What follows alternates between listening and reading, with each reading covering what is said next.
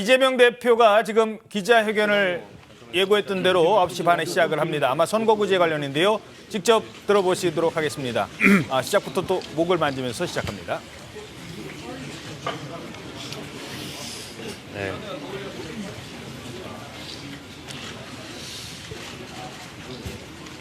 존경하는 광주 시민 여러분, 그리고 대한민국 국민 여러분, 5월 영령 앞에서 국민과 국가를 그리고 민주주의를 생각합니다. 우리의 민주주의는 단 한 번도 저절로 온 적이 없습니다. 국민의 피와 생명을 바쳐서 만들고 지켜온 것입니다. 우리에겐 믿음이 있습니다. 국민은 언제나 옳았고 더디지만 역사는 진보한다. 바로 그 믿음입니다. 국민과 역사에 대한 이 신념은 어떠한 난관도 헤쳐나온 민주당 정신의 정수입니다. 이번 총선의 과제는 분명합니다. 무능하고 무도하고 무책임한 윤석열 정권을 심판하는 것입니다. 민주주의와 평화, 민생과 경제를 살려야 합니다. 국가의 품격과 따스함을 그리고 희망과 미래를 되살려야 합니다.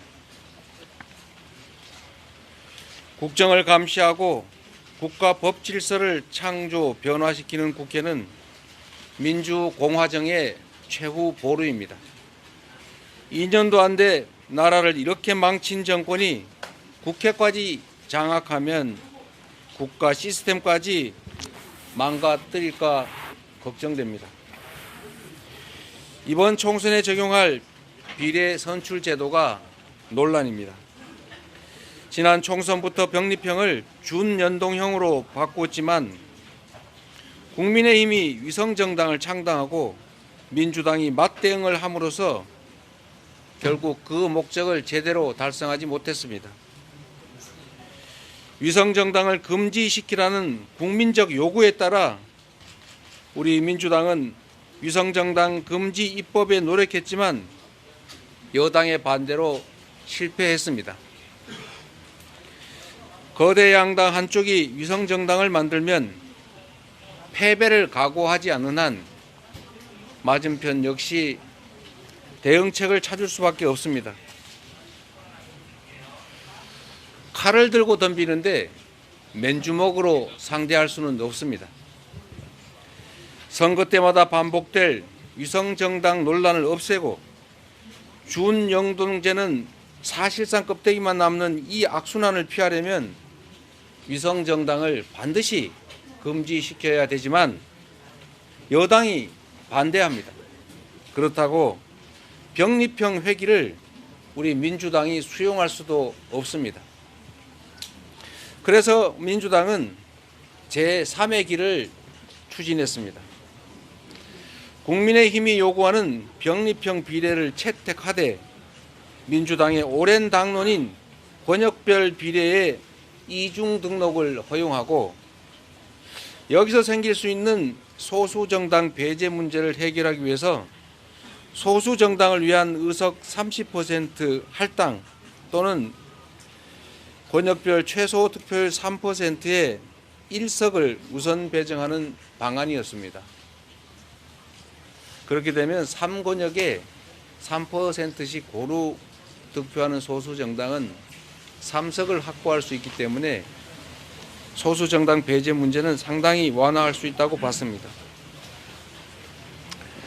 그러나 여당은 소수정당 보호 그리고 민주당이 요구한 이중 등록을 끝까지 반대했습니다. 이제 민주당은 권역별 병립형으로 회귀하거나 준연동제 하에서 여당의 반칙의 대응책을 마련하거나 양자택일을 해야 될 상황이 됐습니다. 권역별 병립형은 지역주의 완화 그리고 민주당에 유리한 점이 있지만 소수 정당이 피해를 입습니다. 여당의 위성정당 창당에 맞대응해서 민주당의 위성정당을 창당하는 것은 반칙으로 대응하는 것이어서 정당방위이지만 결론은 준영동제가 껍데기만 남습니다. 이런 어려운 상황에서 다시 한번 되새겨봅니다. 이 나라의 주인은 국민입니다. 정치는 정치인들이 하는 것 같아도 결국은 국민이 합니다. 존경하는 국민 여러분, 준연동제는 비록 불완전하지만 한 걸음 진척된 소중한 성취입니다. 과거로의 회귀가 아닌 준연동제 안에서 승리의 길을 찾겠습니다. 깨어 행동하는 국민들께서 멋지게 이기는 길을 제시해 주실 것으로 믿습니다. 위성정당 금지법을 거부한 여당은 이미 아시는 것처럼 위성정당을 창당하고 총선 승리를 탈취하려고 합니다. 안타깝지만 여당의 이 위성정당을 막을 방법은 전혀 없습니다. 서생적 문제의식과 상인적 현실 감각으로 이상을 추구하되 현실을 외면하지 않겠습니다. 정권 심판과 역사의 전진에 동의하는 모든 세력과 함께 위성정당 반칙에 대응하면서 연동제 취지를 살리는 통합형 비례정당을 추진하겠습니다. 민주개혁 선거 대연합을 구축해서 민주당의 승리, 국민의 승리를 이끌어내겠습니다. 민주개혁 세력의 맏형으로서 더불어민주당이 주도적으로 그 책임을 이행하겠습니다. 자, 이재명 대표가 지금 광주를 방문해서 지금 가장 뜨거운 논란이 되고 있는 선거구제 문제와 관련해서 입장을 밝히고 있습니다. 그동안 입장 발표가 계속 늦어져서 국민의힘으로부터 뭐 이런저런 공격도 받았는데 쭉 전해드렸습니다만, 죄송합니다. 제가 잘 모르겠어요. 이게 뭡니까? 그러니까 병립형을 채택하기로 했는데, 하지만 위성정당 금지해야 하지만 여당이 반대하고, 그래서 다시 준영동형을 하려고 하는데 이건 또 문제 있고, 그래서 뭐 어떻게 하겠다는 겁니까? 쉽게 좀 설명해 주세요. 결국에는 지금 준연동형제 현행 유지로 간다라는 취지로 이제 설명을 한 건데요. 그러면서 이제 위성정당 창당 문제가 있는데 이 부분도 준위성정당을 창당하겠다. 사실상 위성정당을 꾸리겠다. 이런 취지로 설명을 한 걸로 보입니다. 지난 21대 총선에서 민주당과 국민의힘 모두 거대 양당으로부터 촉발되는 비례 위성정당을 만들어서 논란을 일으킨 바가 있죠. 지금 현행대로라면 국민의힘 같은 경우에는 위성정당 창당 준비를 하고 있기 때문에 이재명 대표 설명으로라면, 그러니까 국민의힘이 위성정당을 만들고 있는 상황에서 우리만 손 놓을 수는 없다, 이런 점을 피력을 하면서, 다만 과거로 회귀하는 것은 어렵고 현행 체제 안에서 통합형 비례정당을 추진하겠다 이러면서 민주개혁과의 선거 대연합을 이루겠다. 그러나 이 비례정당은 민주당이 주도적으로 이끌고 가겠다, 이런 점을 강조를 했습니다. 그러면서 본인 스스로 이제 위성정당, 사실상의 위성정당, 준위성정당을 창당하게 돼서 사과드린다, 이런 말도 했고요.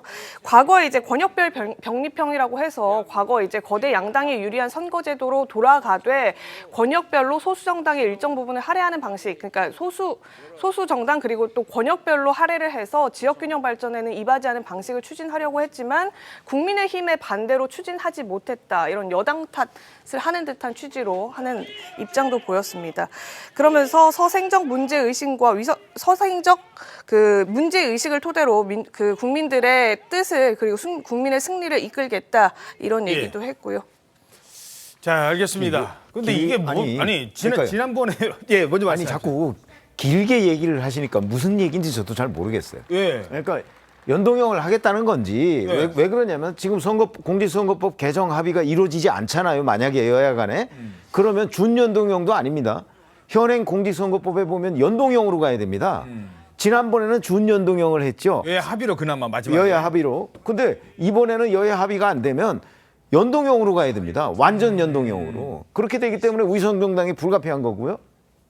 근데 자꾸 지금 국민의힘 탓을 하는데 민주당은요, 이미 민주당 밖에서 개혁연합신당이라는 위성정당인지 위장정당인지 모르는 정당이 작년 11월 달에 태동을 했어요.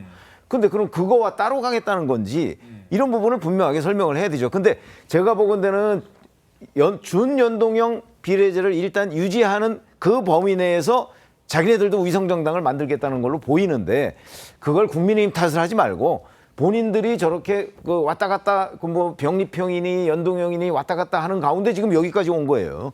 이게 민주당 탓이지 왜 국민의힘 탓입니까? 이거 하나만 질문 드리죠. 자, 송국권 국장님. 지난번에 저희 선거할 때요. 기억나십니까? 투표장 갔는데 하나는 뭐 우리 지역 대표 누구 광 찍었어요. 또 하나 찍으려고 했더니 투표용지가 여기서부터 저기까지 그게 뭐는가 했더니 정당 이름만 열 몇 개 이런 걸 또 투표해야 되는 거예요. 그래놓고 거기서 당선된 사람들은 나중에 저 실은 민주당이었거든요. 저 실은 국민의힘이었거든요. 다 자기네들끼리 알아서 가는 거예요. 또 그런 일 벌어지는 거예요. 정당이 열 몇 개가 아니고 그때 40개였습니다. 아, 예, 죄송합니다. 정당 투표할 때. 기억도 안 나요, 지금 숫자가. 두루마리 치고로 쫙 됐잖아요. 네. 그게 왜 그러냐면은 지금 이야기했던 준연동형 때문에 비례대표형 정당들이 막 난립을 그래서 그때 뭐 안철수 대표의 국민의당이나 여기도 뭐 비례만 냈습니다. 지역구 안 내고. 예. 그리고 또 그때 더불어시민당이 위성정당이지만 또 열린민주당이라고 있었어요. 최강욱, 김의겸 이 예. 의원들이 들어온 거기도 세석을 가져갔습니다. 그러니까는 한 4%, 5%만 하면 세석을 가져갈 수 있는 구도였어요. 그렇기 때문에 거기서 그러면 한 석 가져가려면 한 2%만 해도 가져갈 수 있다 해서 그렇게 난립을 했었죠. 그런데 오늘 제가 저 이재명 대표의 말은 이겁니다. 뭐냐 하면은 고육지책에서 나온 저 스스로 타협책인데 어떻게 보면은 본인이 관철을 시키지 못한 거예요. 연동형을 없애고 병립형으로 가겠다는 건 이제 여러 가지 목적이 있었죠. 그러니까는 멋지게 지면 무슨 소용인가? 우리 이기기 위한 거. 그다음에 비례대표 그 공천권을 본인이 장악하기 위한 거 여러 가지 목적이 있었는데 예. 반대가 너무 심했고 또 특히 어제 문재인 전 대통령을 만났어도 이런 이야기가 또 나왔다는 보도가 있죠. 그래서 여러 가지 때문에 결국은 본인이 정권을 다 위임받았기 때문에 자기가 선택을 하는 거예요.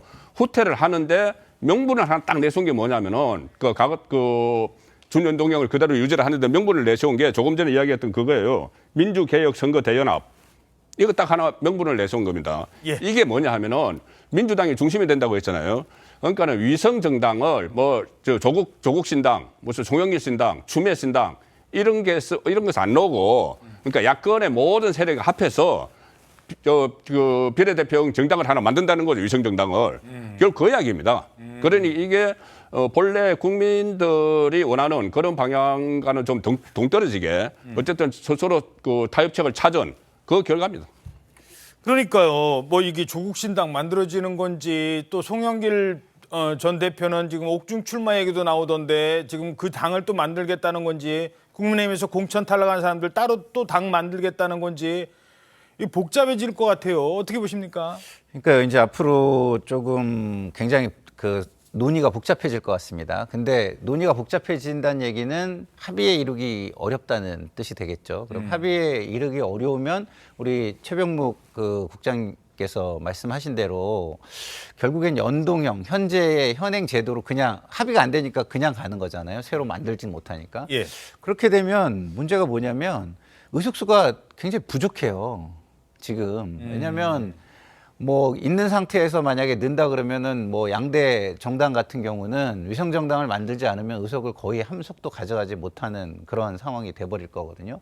그러면 좀 전에 말씀하신 얘기지만 과거의 상황이 그대로 재현될 가능성이 굉장히 높다. 지금 뭐 통합 형 비례정당이라고 얘기하지만 뭐 지난번도 사실은 더불어시민당이 통합형 비례정당이었지 그게 뭡니까? 그게 뭐 민주당에서 사람을 보냈잖아요.